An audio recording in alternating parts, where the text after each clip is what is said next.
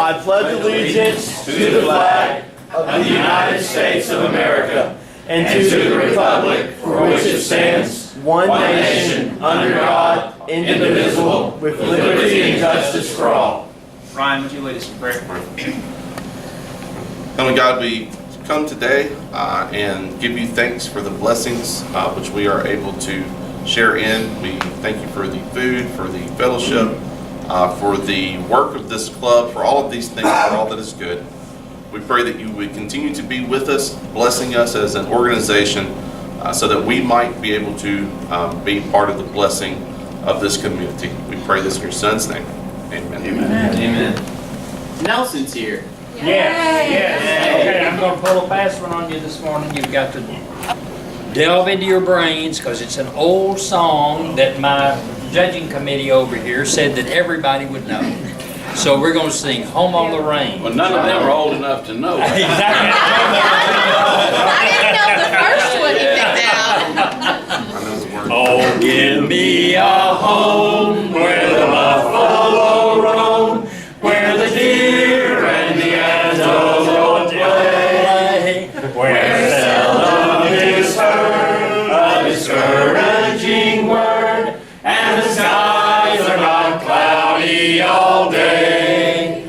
Home, home on the range, where the deer and the antelope play, where seldom is heard a discouraging word, and the skies are not cloudy all day. My goodness, we'll take it on the road. I think you have a great committee. Harmony in the room. Yes. I'm sorry, no, we have a song committee. That means Nelson. Oh, you didn't know that? The first one was I didn't see any birthdays or anniversaries or club anniversaries in DAC DB, but if you have one, you can confess now, but I think there's probably not any for the week. Condolences to Jerry Rose on the passing of his mother. If you see Jerry, please let him know that we grieve with them through this process. I didn't bring it, it's in my car, but our scholarship recipient from the Single Parent Scholarship Fund wrote us a lovely thank you note. It talked about how her son thinks she's the smartest person in the world and she's going to get her degree. I know, it was really great. I wish I brought it in from the car, but wonderful program. We did a great presentation. There's 9 scholarship recipients this semester, so I hope we can continue to do that. It's a worthwhile program. Remember that October 4th is our next Help and Hope Day. It's a Wednesday night at 5:30. Please show up if you can. We'll have keys this time to get in the building, I promise. And October 24th is World Polio Day, and we are full steam ahead on planning that event. It looks like we're going to have it at the hospital, so that's great. Sergeant at Arms report. Ron. Well, I guess it's time to start seeing who has got a chance to meet. I cheated a little asking if they had met to get someone today. But I'm going to let Amanda and Wayne just kind of tag team. And we got roughly 17 of these, so we'll try to do the pairs that are here as we go and get through them before we Good. So Amanda, you're up. Okay, well, my new best friend is no longer Max McElmurray. It is now Wayne Smith. And if you've not met Wayne, you totally need to because he is just awesome. He is great lunch company, and he is excited to be here, and he's excited like Rotary like I am. And he loves to trap shoot, so what more could I ask for in a best friend, right? So he is just heaven sent to me. So Wayne has 2 daughters and a wife who used to be an independent insurance agent. Coincidence? I think not. So he and I were just destined to be together. So Wayne Smith, everybody.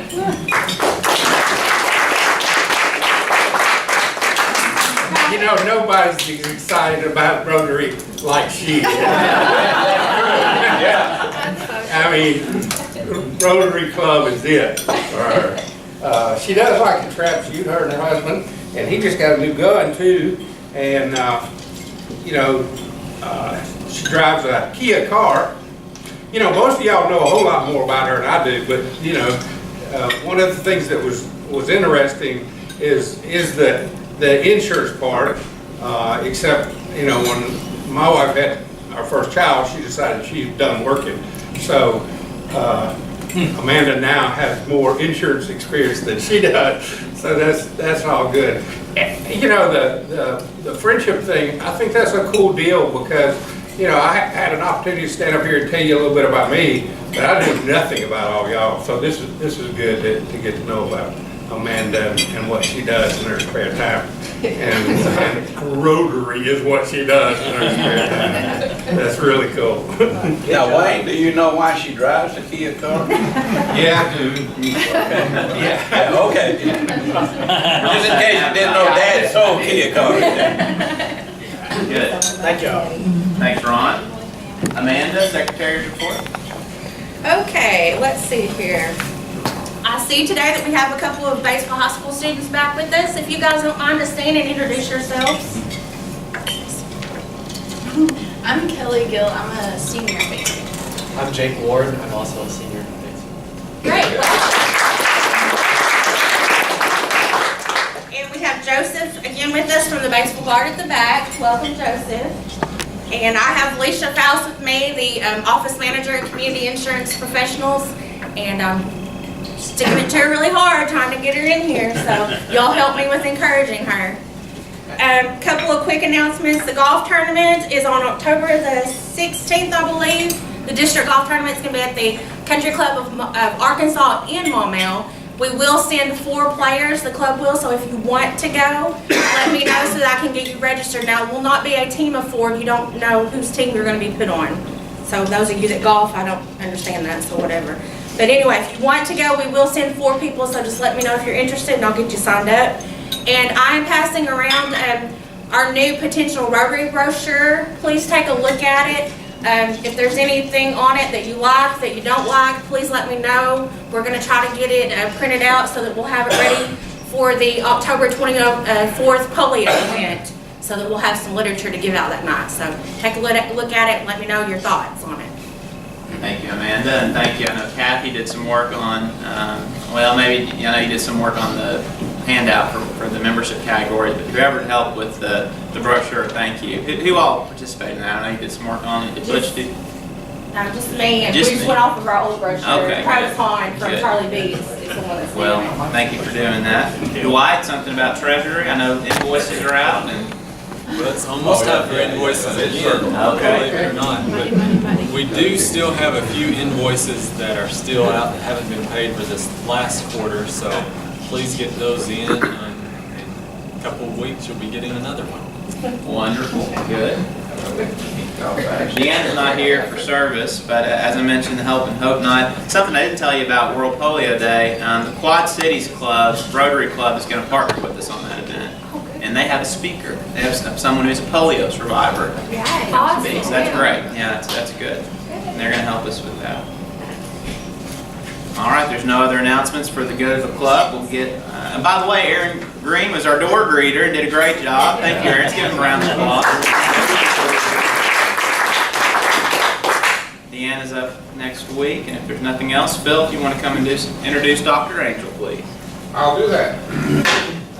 Dr. Angel is an orthopedic surgeon practicing at MPOC Orthopedic Sports Medicine Clinic and is a member of the medical staff at White River Medical Center. Dr. Angel earned his doctorate at UAMS, completed his residency in orthopedic surgery at University Hospital. Where is University Hospital? Is that in Arkansas? Yeah, Little Rock. Little Rock? Oh, okay. Arkansas Children's Hospital, Central Arkansas, or Center, this is Center Arkansas, Veterans Medical Center, and St. Vincent's Infirmary. He's a diplomat of the American Board of Orthopedic Surgery with an added qualification in sports medicine. He's a fellow of the American Academy of Orthopedic Surgery. Dr. Angel represents Arkansas on the American Academy of Orthopedic Surgeons Board of Counselors. The Board of Counselors is a grassroots organization dedicated to improving orthopedic care. Specifically, Dr. Angel is working on committees that are charged with developing quality metrics, outcome measures that are part of the national health reform. Locally, Dr. Angel is co-director of White River Medical Center Perioperative Surgical Home. We are one of 40 U.S. hospitals participating in a pilot program to improve outcomes, reduce costs for patients undergoing knee replacement surgery. He is also WRMC's Chief of Staff. In addition to improving orthopedic care for patients requiring joint replacement, Dr. Angel is an advocate for student athletes and community athletic programs. He volunteers hours to Independence County Youth Athletic Association, Batesville High School Athletic Department, and Lyon College.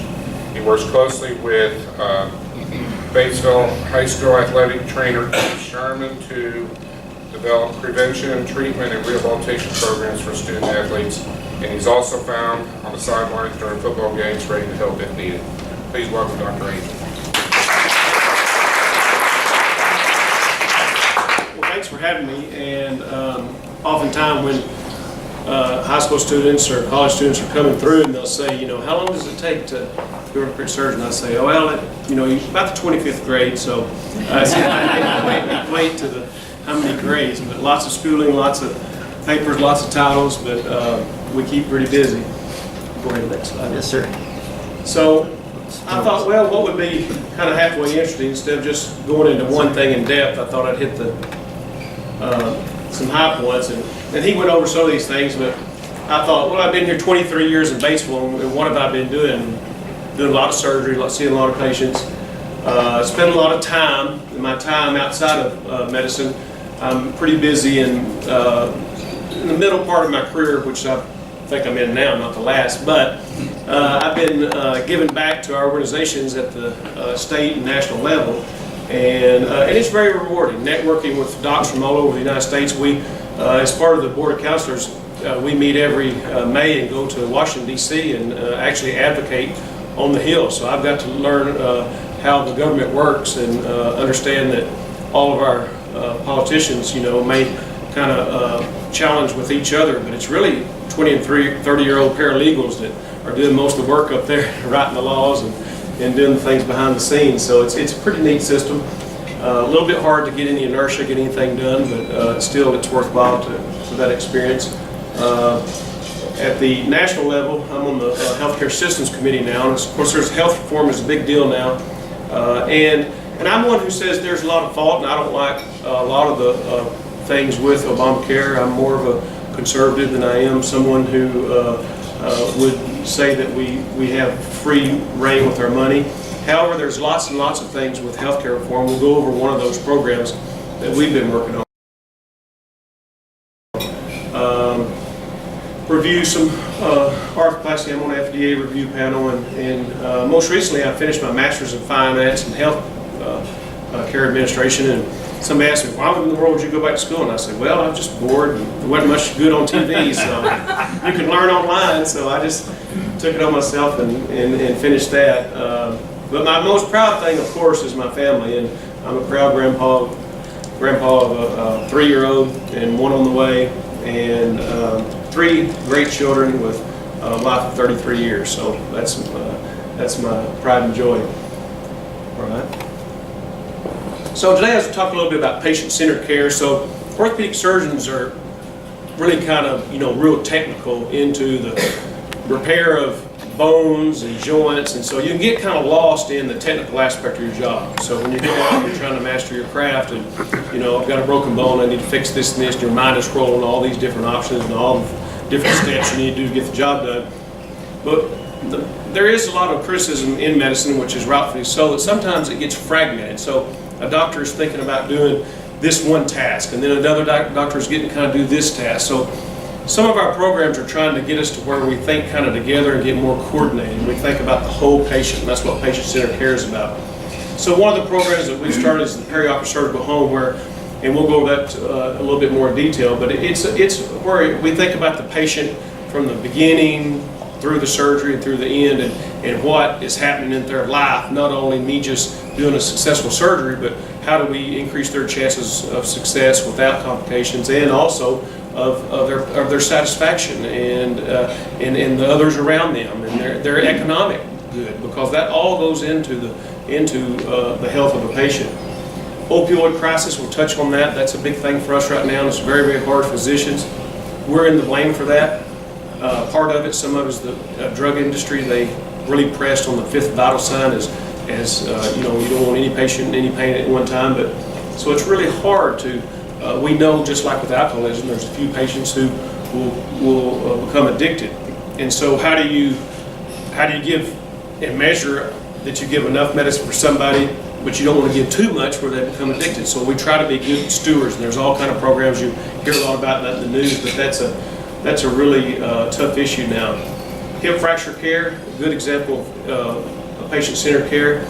We can, repair the hip, but the patient overall health, we do things a lot different now than we used to. We don't just treat them like another patient. We know if it's a geriatric team who concentrates on the first time they get to the emergency room, relieve that pain. That way, when they get up to the floor, they haven't been in the ER for 3 or 4 hours, they're so hurt, then you slam them with medicine, and IV medicine and narcotics, and then the patient sundowns, we call it, when the sun goes down, they get confused, lose their mind, and then you're back at square one trying to get the patient through recovery. So we try to use agents that don't affect the mind as much in the elderly. We try to use, again, going back to not just the task at hand of repairing the bone, but treating the whole patient all the way through with team care. We use the nurses, we use anesthesia to help us, we use everybody. So it's more of a lot more teamwork than it used to be. And then sports medicine, of course, we kind of patient-centered care of tailored to the patient, because I take care of professional athletes. I don't know if you know it, but offshoot of Bad Boys is BBI Sports. They have a sports agency, and they have several Major League Baseball players, and I'm kind of the doctor advisor for that, so they'll ask advice, and I'll treat some of them. And there's a lot of difference in somebody who's a professional athlete and somebody who's in junior high when they get a sports injury, and then all the in between. So you have to tailor it to the expectations and needs of the players. Go ahead. Talk a little bit about the perioperative surgical home. So the basis of this is, again, to get a program where the patient can smoothly get through the surgery. How would you want to be treated yourself or a family member? So our things that we do is to stratify and optimize right off the get-go. So we'll take patients and say, what are their risk factors? What do they have wrong with them? We're trying to identify any underlying icebergs. One of the things that kind of sneaks up on us is sleep apnea. If you have sleep apnea and it's undiagnosed or unrecognized, and you go through a surgery, well, that can give complications during and after surgery. So we do a lot more screening than we have. And not only do we screen, we partner with the patient to correct those things or get in shape. We require, for total joints, we require diabetics to get their sugar under control. We require people to stop or slow down way on their smoking around surgery. If you're obese, it's really not the absolute amount of weight, but it's how you're eating. We want you to get nutrition, so you see the dietitian and get healthy. And usually it takes about a month or two. It doesn't take a long time usually. We can usually get people in a lot better shape. And so used to, we just think about it, sounds bad, well, they're going to get through the surgery, we'll deal with whatever afterwards. But now we want to go from 95% safety to 99.9% safety. And to do that, it takes a lot of work to squeeze out that last bit of complications, but it's worth it. I mean, you get doing these things and you see, like one of my patients recently came back a few months ago and said, Dr. Angel, don't get me wrong, my knee's a lot better after surgery. However, you changed my life when you made me quit smoking before surgery. And that really makes you feel good that you're doing something other than just a technical task. You're helping the whole patient's life. So I think that's the good part I see in healthcare reform, that we're kind of getting back to the basics of taking care of the whole patient. The other thing is standardizing. It helps. You can imagine just with 3 doctors, one of a hospital that had like 10 doctors, and they all did something differently. It's hard on your staff to remember all the different steps. If I do a total knee different than this other doctor. And so by doing this program, we've agreed to do things a lot more similarly. There's still a little bit of difference, but most of it's the same. And that doesn't mean if a patient needs something differently, we're real flexible in doing that. But 90% of the time we do things the same to standardize it. That helps with the nursing, decreases mistakes, helps the efficiency, and then it helps bring down costs because the hospital is able to cut out unnecessary variation. And then increased contacts after surgery. It used to be that we'd see somebody out 5 or 6 weeks, and if they had trouble, it was just up on the patient to call back into the office. Hey, I'm troubled, swollen, I'm worried about it. But now we try to be proactive, and we're using technology. Hospitals apply for a grant for telemedicine, and from patients that live way off, we'll be able to use things like Skype and things where if they're worried about they can take a picture of their knee and send it to us live on video. We email and text patients after surgery. And so a lot of times after, a lot of people have either had surgery or their family has, you're wondering about something and you think it's a problem and you don't call because you don't want to, disrupt the doctor's time or the office or whatever. But we'd like to have where patients and questions were answered instantly. And then you don't have to worry. And if it is something that that is worrisome, we need to get you back in sooner. So we're trying to do that bi-directional flow of information between the patient and physician. It's very hard to fine-tune that, but I think we can get it to where it's through extenders, we call them extenders, or our nurse practitioners and physician assistants, between nurses and technology, we'll be able to have that information flowing back and forth where people aren't in the dark about whether something is bad going on after surgery. Does anybody have any questions about that program? I know I talk fast, so go ahead next. And then finally, just want to touch base with you on some new technology. Reverse total shoulders, been doing those about 7 or 8 years maybe. Time flies faster than it used to, so maybe it's been a little longer than that, but somewhere around that. The German industry invented this about 20, 25 years ago, and basically it's really what is called the reverse. So your ball of your humerus or your shoulder is on the outside and your socket's at the end of your shoulder blade. And so when you do a regular shoulder replacement, you replace the ball, replace the socket. You do a reverse shoulder replace, you're actually doing the opposite. You're putting the ball on the socket side and you're putting the socket at the end of the arm, at the top of the arm bone. And the reason for that is a lot of patients who need a replacement don't have a rotator cuff. And the rotator cuff is the small muscle on the inside that keeps the ball down while the big muscle, the deltoid, the muscle you feel on the outside, is working, pulling your arm up. And so if you don't have a rotator cuff, it's either very painful or you can't raise your arms. John McCain, he has no rotator cuff function. And that's the reason he can't raise his arms up. So when you don't have rotator cuff, but your deltoid still works, they figured out if you reverse the ball in the socket, it puts the socket under the glenoid, or the arm under the glenoid enough that you don't have to have a rotator cuff. You've got leverage. The outside muscle is able to work without a rotator cuff. Some of my most happy patients, when they can't lift their shoulder, they have been doing it for 2-3 years, very painful, when we do this procedure, then they can lift their arm up, and it's really nice. So it's been a good complement to what we do. Dr. Carpenter does hip replacements, and he does an anterior minimal incision, less swelling, etc. In the world of arthroplasty, robotics is being talked about a lot. I was at a meeting Thursday and Friday, and it's probably not too far in the future till we'll be using robotics it won't completely replace surgeons, but it'll make surgeons more precise and do their job more exact. So instead of, again, 90-95% perfect joint, you'll be 100% perfect with the robot because you check things and it'll make precise cuts. In trauma, where we take care of broken bones, people in car wrecks, we have new titanium plates and rods. They're real expensive, so Phil keeps an eye on us and doesn't let us order too many new things unless we prove that they work and being good stewards with it. But a lot of the new plates and rods that we use help patients get back to work and get back to sports sooner. In sports, we have new knee and shoulder techniques. ACL, we do is a lot easier than it was even 5 years ago. New techniques, the shoulder techniques, using the scope and not having to open the shoulder.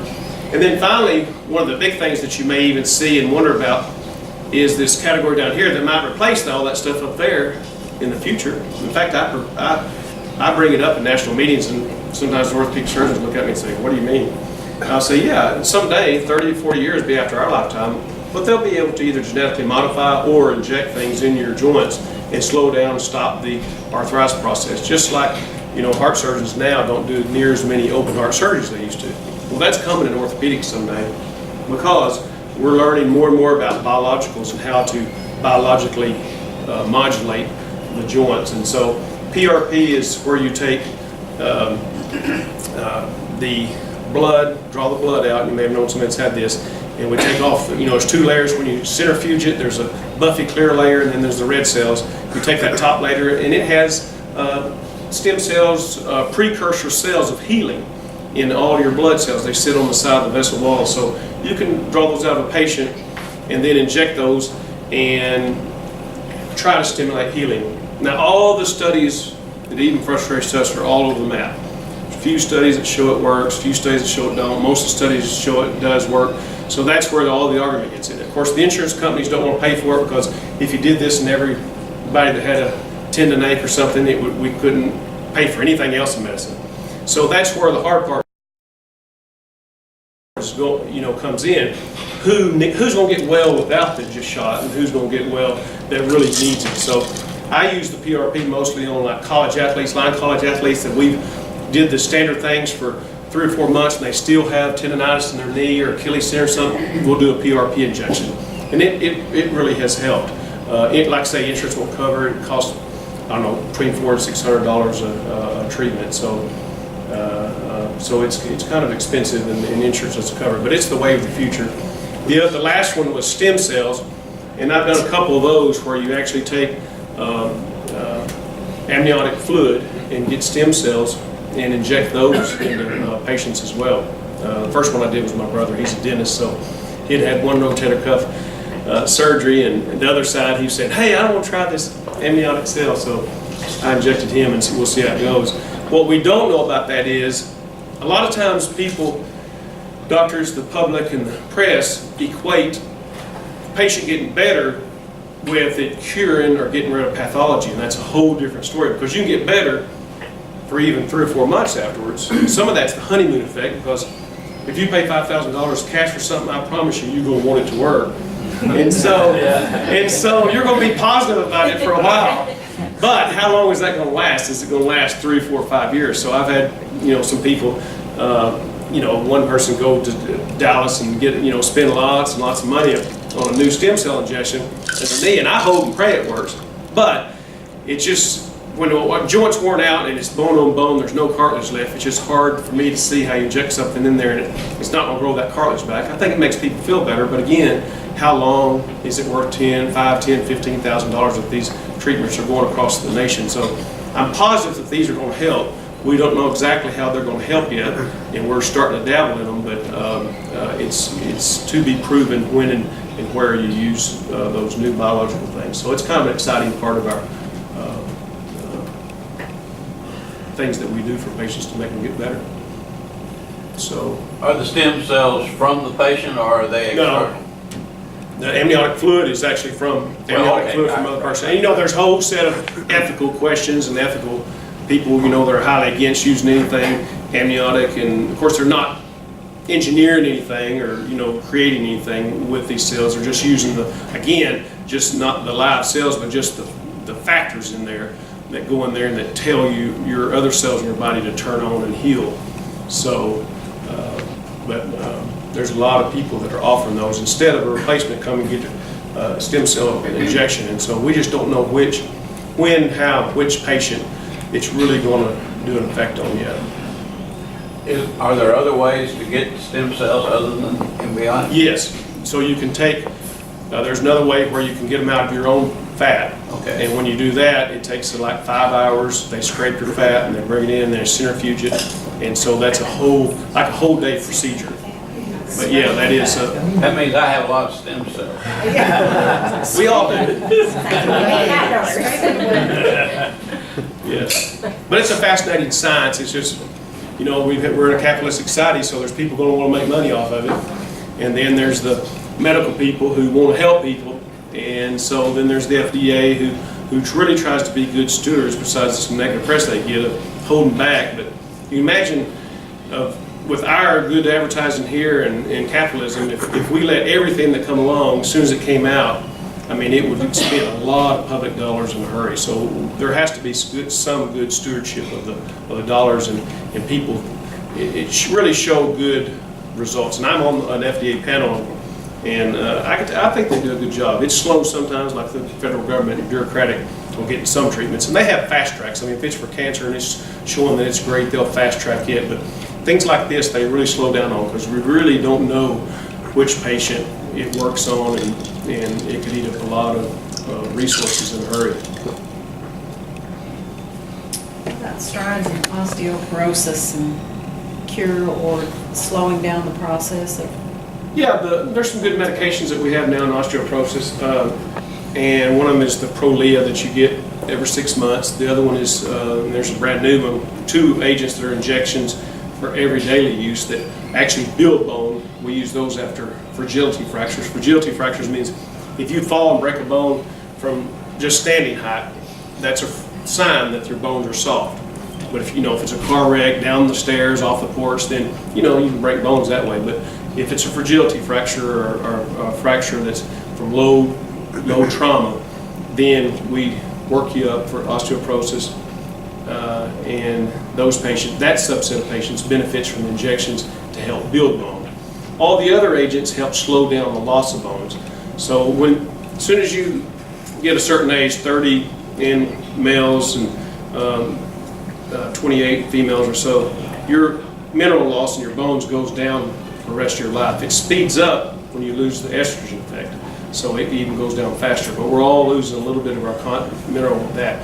You can slow that rate of loss down by exercise, eating well, not smoking, all the things that treats everything.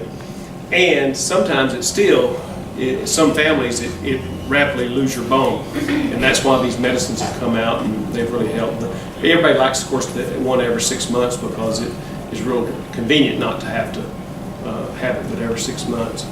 So those are things. As far as a cure, I'm not sure of any cure because it's one of those aging things. Now, are there genetic tests that would tell you if a patient is prone to be an osteoporosis victim? No, I haven't seen any, and I'm not sure. I'm sure that's probably going to be there pretty soon. Is there any way to replace cartilage in the knee without a knee replacement? Yeah, so there's 2 different kinds of cartilage in the knee. One is the meniscus, which is the pad between the 2 bones. Then there's the articular cartilage, is like I always tell people, on the end of a chicken bone, you hear this shiny surface, and it's about the thickness of a cardboard. So there is ways to do both of those. So you can take a meniscus, the pad, we can do a meniscal transplant, take it from a cadaver, sew it in there. It's a real long operation, and we do that in 20s and 30-year-old people who lose the whole meniscus, and they've got a new pad. Then there's all kinds of procedures for if you lose, say, the size of a quarter, knock off the cartilage on the end of the bone, size of a quarter or smaller, then you can really do some local things, like you can drill it and get the blood, the stem cells come out of the bone, they form that. But when the cartilage that comes back, it's a scar cartilage. It's not quite as good as the cartilage you were born with, but it'll a lot of times suffice. If that doesn't work, then you can take the cartilage cells out, take a biopsy of them, and we do this, 4 or 5 times a year, send it off. They grow the cartilage in a laboratory, and then they send it back, and all that cartilage is on a little sheet. We go back in there, put that cartilage on there, take little tiny stitches, stitch that on there, and then hope and pray that when they'll behave and not wear it off. And then if that takes, then that heals on there, and they've got their own cartilage that was grown in the lab, and they grow new cartilage back. You can't do it over a huge spot, and you have to be pretty good afterwards not to be too rowdy on it and twist it too much to break it all loose. Yeah. That's a great question.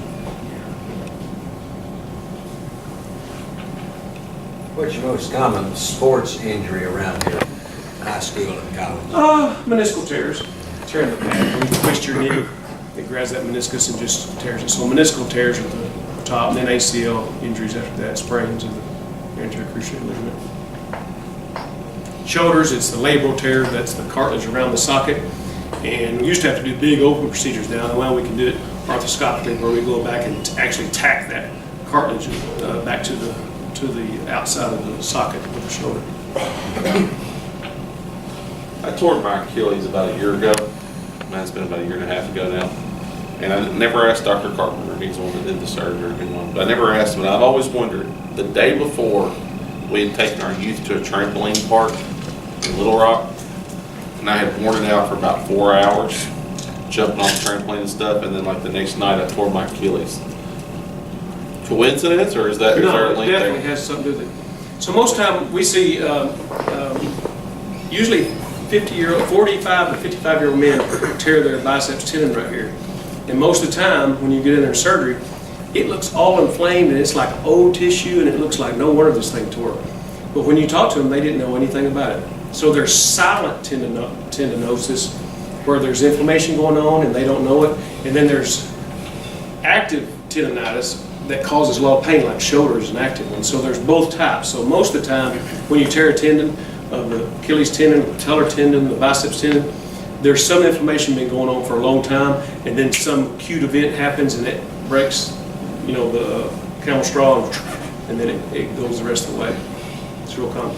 An interesting fact about tendons is their tensile strength, or their pulling strength is 10 times that of steel. So it's stronger than steel when you take it and pull it like a rope. So tendons are very strong. And the joint itself is so good at lubricating that a knee joint coefficient of friction, or how slippery it is 10,000 times slipperier than an ice skater on the ice. And so that's how efficient your body is. So that's why we have a hard time sometimes getting it back to where it's supposed to be, because that's pretty good. All right. Thank you, Dr. Angel. You're welcome.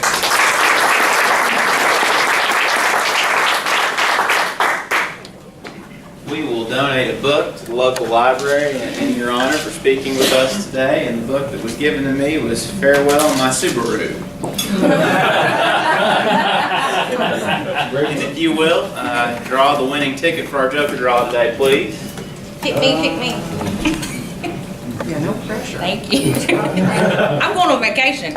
744136. Earlier one. Oh. Is it you? Well. Yay! Uh-oh, there's something funny over here. They're gonna split proceeds, I Oh, bless your heart. You didn't do it right. Rehearse this better. Okay, sorry. See, no vacation money for you. I got 2 more weeks. We'll get it right next week. Well, there's no other announcements for the good of the club. We'll end as we always do with the 4-way test of things we think, say, or do. Number 1.